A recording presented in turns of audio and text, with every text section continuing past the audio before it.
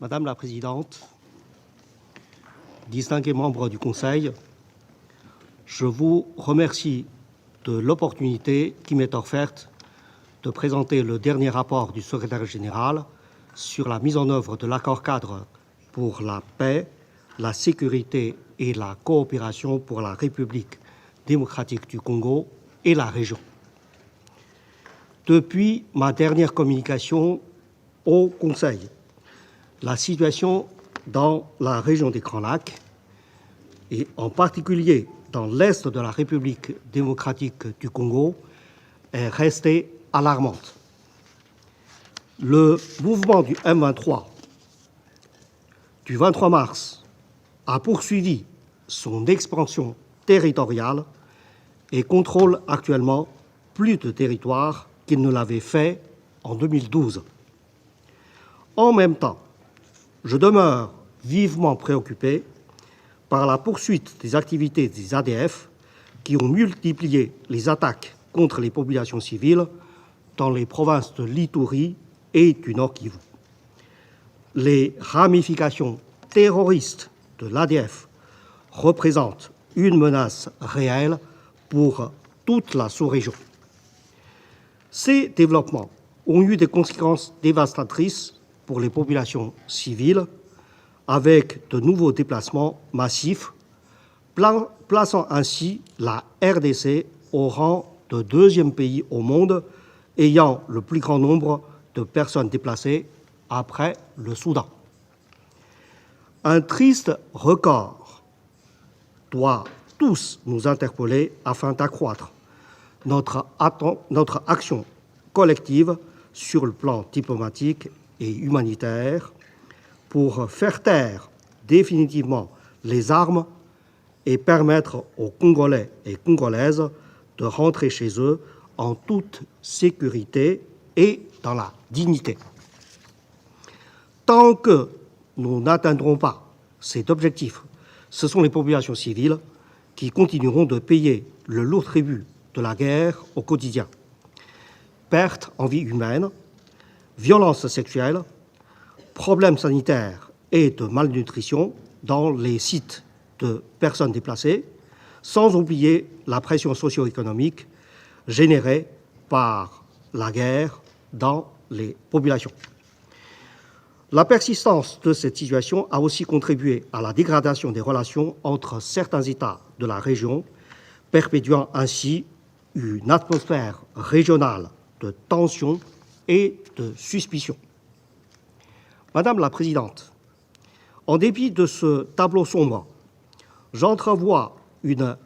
véritable lueur d'espoir pour la première fois depuis le début de la crise et la résurgence du M23 en novembre 2021. En effet, après ma dernière tournée dans la région qui m'a conduit successivement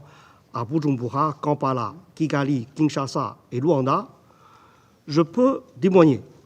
que les récents pourparlers de paix dans le cadre du processus de Luanda sont encourageants et constituent une étape importante pour faire taire les armes et parvenir à une paix durable. L'accord de cessez-le-feu signé le 30 juillet dernier sous les auspices de l'Angola a contribué à une accalmie relative et semble, malgré quelques escarmouches, être largement respecté. Ces développements majeurs ont été rendus possibles grâce aux efforts inlassables des autorités angolaises sous le leadership du président João Lourenço pour faciliter et maintenir le dialogue entre la RDC et le Rwanda. Nous devons donc œuvrer collectivement pour garantir et préserver les acquis obtenus à ce jour. Je tiens à féliciter vivement le médiateur et les parties engagées dans le processus de Luanda. Je me réjouis également de la poursuite des efforts menés dans le cadre de la communauté de l'Afrique de l'Est, dont je salue ici l'engagement du président Salva Kiir du Soudan du Sud, en sa qualité de président en exercice de la communauté de l'Afrique de l'Est, et celui qui est facilitateur, l'ancien président kényan Uhuru Kenyatta, pour leur contribution à la paix dans la région et leurs efforts pour renforcer la complémentarité des processus de Nairobi et de Luanda. Comme dans tout processus de médiation, nous savons que le chemin vers la conclusion d'un accord final est long et semé d'embûches. Mais nous devons continuer à soutenir ces processus de paix et à encourager les parties à privilégier la voie du dialogue, exercer la retenue et maintenir un engagement constructif pour parvenir à une paix définitive.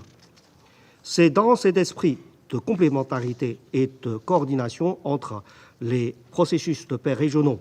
que je n'ai cessé de maintenir des contacts avec les différents acteurs de la région, notamment les autorités, les équipes de médiation et de facilitation, mais également avec les responsables des organisations régionales et sous-régionales et les organisations de la société civile. Madame la Présidente, si des pas encourageants ont été accomplis, il reste encore beaucoup à faire pour mettre fin aux souffrances de la population congolaise et parvenir à une paix durable dans la région des Grands Lacs. L'engagement de multiples acteurs sur le théâtre d'opération, corrélé à la dégradation des relations entre les pays de la région impliqués dans cette crise, font que le risque d'une reprise des combats reste élevé. C'est pourquoi je lance un appel solennel au Conseil de sécurité pour ne pas oublier la crise dans cette région et déployer tous les efforts nécessaires pour que le cessez-le-feu perdure dans l'est de la RDC et aboutisse à la signature d'un accord de paix global entre les parties. Ne laissons pas passer cette opportunité. À cet effet, permettez-moi de proposer 3 pistes que je considérais essentielles. Premièrement, renforcer la confiance mutuelle entre les parties, entre les pays de la région, pour que les efforts de paix en cours puissent donner des résultats tangibles.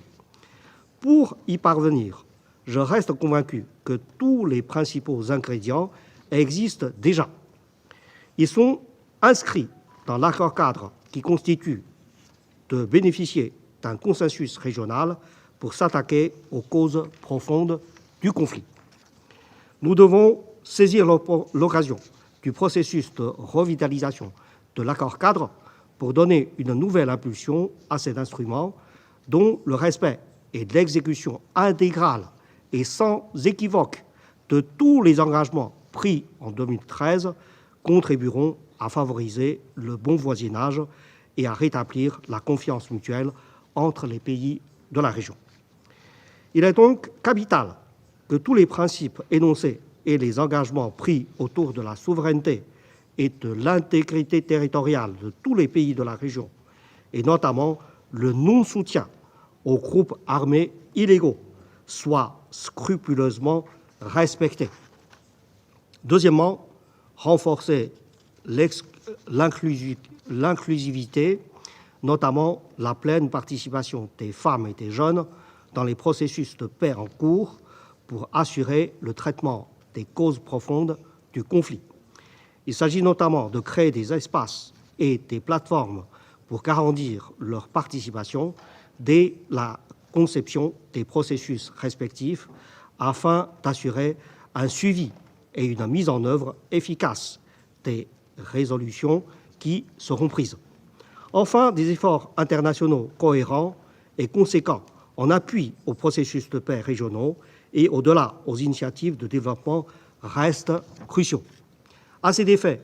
la stratégie des Nations Unies pour la région des Grands Lacs, élaborée il y a 4 ans et dont le plan d'action pour la période 2024-2027 est en cours d'élaboration, demeure le cadre idéal pour structurer notre action collective et capitaliser l'appui des partenaires internationaux. Bien que le contexte régional et international reste difficile, les entités onusiennes impliquées dans la mise en œuvre de cette stratégie peuvent être fières de ce qu'elle continue de faire au quotidien dans le domaine de la paix et de la sécurité, du développement et sur les questions humanitaires dans la région des Grands Lacs. L'une de nos initiatives phares, pour n'en citer qu'une, nous a permis de faciliter avec succès une mission de vérification de la cellule opérationnelle du groupe de contact et de coordination sur les mesures non militaires pour le rapatriement des combattants étrangers dans la province du Sud Kivu. Au cours de cette mission, la cellule opérationnelle a pu recueillir des combattants du groupe armé burundais Force nationale de libération, FNL, qui ont été désarmés et attendent actuellement leur rapatriement. L'opération a également permis de récupérer quelques armes et munitions. C'est un développement positif qui est de bon augure. À cet égard, j'invite instamment les pays d'origine à donner la priorité à l'accueil et à la réintégration réussie de ces premiers volontaires afin d'encourager d'autres anciens combattants encore hésitants à rejoindre ce processus. Je remercie les partenaires internationaux pour l'appui continu en faveur de la stratégie et leur demande de continuer à soutenir la mobilisation des ressources, ce qui permettra aux Nations unies d'étayer les efforts diplomatiques en cours par un soutien programmatique. Mesdames et Messieurs, dans la région des Grands Lacs, on ne peut parler de causes profondes des conflits sans évoquer les efforts en cours que je soutiens pour lutter contre l'exploitation et le commerce illicite des ressources naturelles et l'or artisanal en particulier. J'ai poursuivi à cet effet des initiatives conjointes avec le secrétaire exécutif de la Conférence internationale sur la région des Grands Lacs, CIRGL, visant à mobiliser les partenaires en vue d'un soutien accru en faveur de la gouvernance transparente et la traçabilité des minerais stratégiques, avec pour objectif de couper le lien entre ces ressources de grande valeur et les groupes armés actifs dans l'est de la RDC. Dans les prochaines semaines, un atelier régional réunira, à mon initiative et avec l'appui de partenaires tels que la France, l'Organisation pour la coopération économique et le développement OCDE et le secrétariat du processus de Kimberley, les différentes parties prenantes au niveau mondial et régional pour renforcer l'initiative régionale de la CIRGL en s'appuyant sur les bonnes pratiques découlant du processus de Kimberley qui a eu un certain succès concernant le commerce transparent du diamant brut au service de la paix durable dans certaines régions africaines. Madame la Présidente,